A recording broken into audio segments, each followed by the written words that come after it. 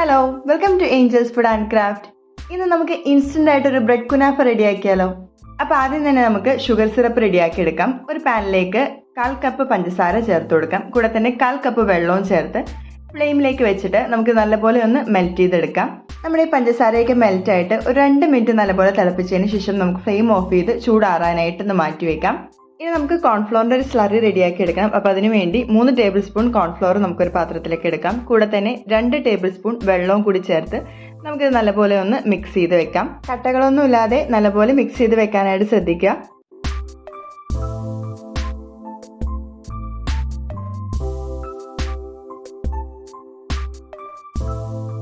അതോടൊപ്പം തന്നെ നല്ല തിന്നായിട്ടുള്ള വെർമിസലി നമ്മളിവിടെ എടുത്തിട്ടുണ്ട്. നമ്മുടെ ഈ കുനാഫ റെഡിയാക്കാനുള്ള മെയിൻ ഇൻഗ്രീഡിയൻ്റ് ആണ് ബ്രെഡ്. അപ്പോൾ ബ്രെഡിൻ്റെ സൈഡൊക്കെ കളഞ്ഞെടുത്തിട്ടുണ്ട്. 2 സ്ലൈസ് ബ്രെഡാണ് എടുത്തിരിക്കുന്നത്. ഇനി ഈ ബ്രെഡിൻ്റെ ഫില്ലിങ്ങിനായിട്ട് നമ്മൾ ചീസ് സ്ലൈസാണ് വെച്ച് കൊടുക്കുന്നത്. അപ്പോൾ ഒരു പീസ് ചീസ് സ്ലൈസ് നമുക്ക് ഇതേപോലെ ഒന്ന് വെച്ച് കൊടുക്കാം. ഒരു ബ്രെഡിൻ്റെ മുകളിലായിട്ട് ഇതേപോലെ ചീസിൻ്റെ സ്ലൈസ് വെച്ച് കൊടുക്കാം. എന്നിട്ട് മറ്റേ ബ്രെഡ് കൊണ്ട് ജസ്റ്റ് ഒന്ന് പ്രസ് ചെയ്തതിന് ശേഷം ഇതേപോലെ നമുക്ക് കോൺഫ്ലോർ സ്ലറിയിൽ ഒന്ന് മുക്കിയെടുക്കാം. എല്ലാ വശവും നമ്മുടെ ഈ കോൺഫ്ലോറിൻ്റെ മിക്സ് ഒന്ന് കോട്ട് ചെയ്തെടുക്കുന്നുണ്ട്. ഇനി നമുക്ക് ഇതിനെ നേരെ എടുത്ത് സേമിയയുടെ മിക്സിലേക്ക് ചേർത്ത് കൊടുക്കാം. അപ്പോൾ ഇതേപോലെ ഒരു പരന്ന പാത്രത്തിൽ ഇടണമെങ്കിൽ നമുക്ക് എളുപ്പമാണ് ഇതേപോലെ ഒന്ന് കോട്ട് ചെയ്ത് കൊടുക്കാൻ. സേമിയ എടുക്കുമ്പോഴും ഏറ്റവും തിന്നായിട്ടുള്ള സേമിയ എടുക്കുന്നതാണ് നല്ലത്. നമ്മൾ പായസത്തിനൊക്കെ എടുക്കുന്ന പോലെ തന്നെ ചെറിയ ചെറിയ പീസസ് ആയിട്ടാണ് സേമിയ എടുത്തിരിക്കുന്നത്. ഈ രീതിയിൽ നമ്മൾ സേമിയൊക്കെ നല്ലപോലെ ഒന്ന് കോട്ട് ചെയ്തെടുത്തിട്ടുണ്ട്.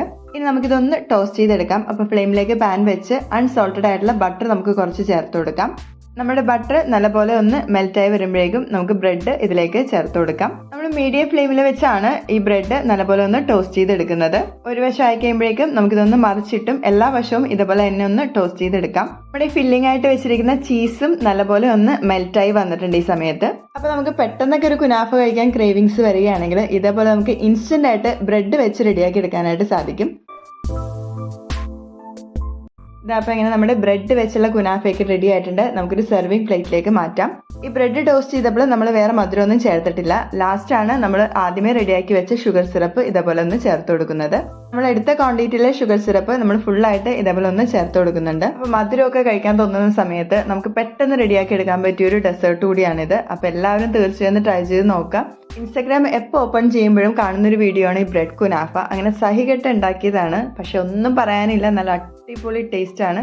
അപ്പോൾ എല്ലാവരും തീർച്ചയായും വീട്ടിലൊരു പ്രാവശ്യമെങ്കിലും ഇതേപോലെ ഒന്ന് ട്രൈ ചെയ്ത് നോക്കുക. അപ്പോൾ നിങ്ങൾക്ക് ഈ വീഡിയോ ഇഷ്ടമായെങ്കിൽ തീർച്ചയായും ലൈക്ക് ചെയ്യുക, സബ്സ്ക്രൈബ് ചെയ്യുക, കമൻറ്റ് ചെയ്യുക.